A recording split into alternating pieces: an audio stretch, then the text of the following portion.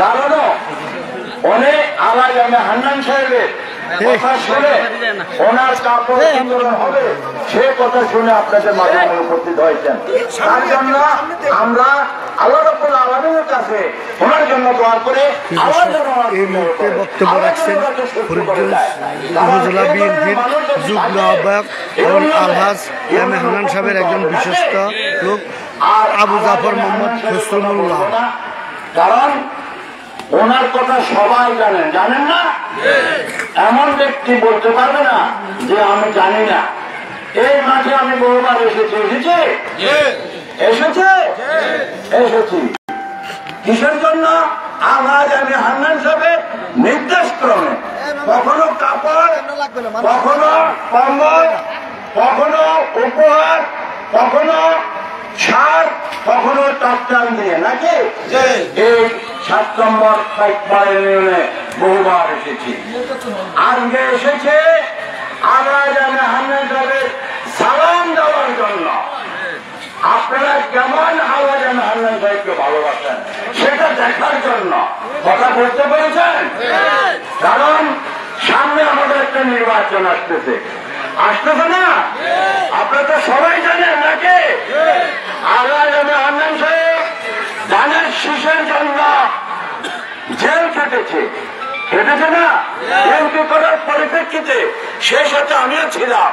আপনাদের এই এলাকার ছেলে মাসুদ আলমও ছিল, বহু নেতা কর্মী ছিল, বিএনপির জন্য কাজ করেছে, বিএনপির জন্য আন্দোলন করেছে, ফ্যাসিস্ট সরকারের বিরুদ্ধে অনেক মামলা খেয়েছে।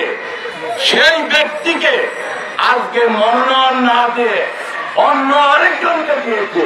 তার প্রতিবাদের জন্য আমরা প্রত্যেক দিন পর্যন্ত আমরা আন্দোলন সংগ্রাম করে আসছি এবং এটা যে পর্যন্ত এই মনোনয়ন প্রত্যাহার না করে আলহাজ এম এ হান্নান সাহেবকে ধানের শীষ মার্কা না দেওয়া হবে ততদিন পর্যন্ত আমরা এই আন্দোলন চালিয়ে যাব। আমরা আপনাদেরকে নিয়ে আলহাজ এম এ হান্নান সাহেব যেদিকে যায় আপনারা তো সেদিকে যাবেন কিনা বলেন? আপনারা একটু মধ্যে বলতে পারেন না আপনারা কি যাবেন? ইনশাআল্লাহ। কারণ যে লোকটি আপনাদের পাশে ছিল আপনারা তো তার জন্য তার পাশে থাকা উচিত। তাকে একটা মুসলমান হিসাবে কৃতজ্ঞতা প্রকাশ করা উচিত আমাদের, যেহেতু আমরা মুসলমান। আমরা মরব, যে লোকটি আমাদের পাশে ছিল আমরা তার জন্য একটু যদি কষ্ট না করতে পারি, একটু স্বীকার না করতে পারি, আমরা মুসলমান হিসাবে আমরা এখানে আমাদের দেখেন আজকে আমরা কাপড় দিতে এসেছি। এখানে আমরা দল বিদল আমরা কোনো এখানে গণ্য করি নাই, সবার জন্য উন্মুক্ত। আমরা এখানে আমাদের হিন্দু মা বোনেরা আছে, মুসলমানেরা আছে। তো সুতরাং আমরা চাই সবাই মিলেমিশে আমরা যেরকম আছি ভবিষ্যতে আমরা এইভাবে মিলেমিশে থাকবো, নাকি? ভবিষ্যতে একত্রিত হয়ে আলহাজ এম এ হান্নান সাহেবকে উনি আমরা চেষ্টা করব শেষ দিন পর্যন্ত আমরা অপেক্ষা করব। আমরা ধানের শীষের জন্য অপেক্ষা করব। চূড়ান্ত মনোনয়ন না দেওয়া পর্যন্ত আমরা দেখব কোন দিকে যায় মনোনয়ন, নাকি? এরপরে আপনাদেরকে নিয়ে আপনারা যে ডিসিশন দিবেন, আপনারা যে সিদ্ধান্ত নেবেন, সেই সিদ্ধান্ত আলহাজ এম এ হান্নান সাহেব আগাবে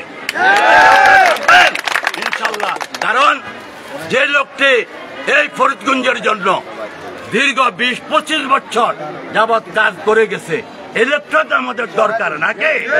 আমাদের অন্য কোন লোকের দরকার নাই। আর কেউ কারো কোনো কথায় বিভ্রান্ত হবেন না। ভোট আপনার কাছে, ভোট কোন নেতার কাছে নয়।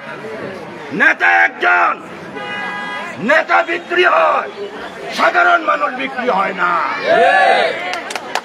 কারণ আর বাজারে কি উঠে? গরু ছাগল, এগুলো বিক্রি হয়, নাকি?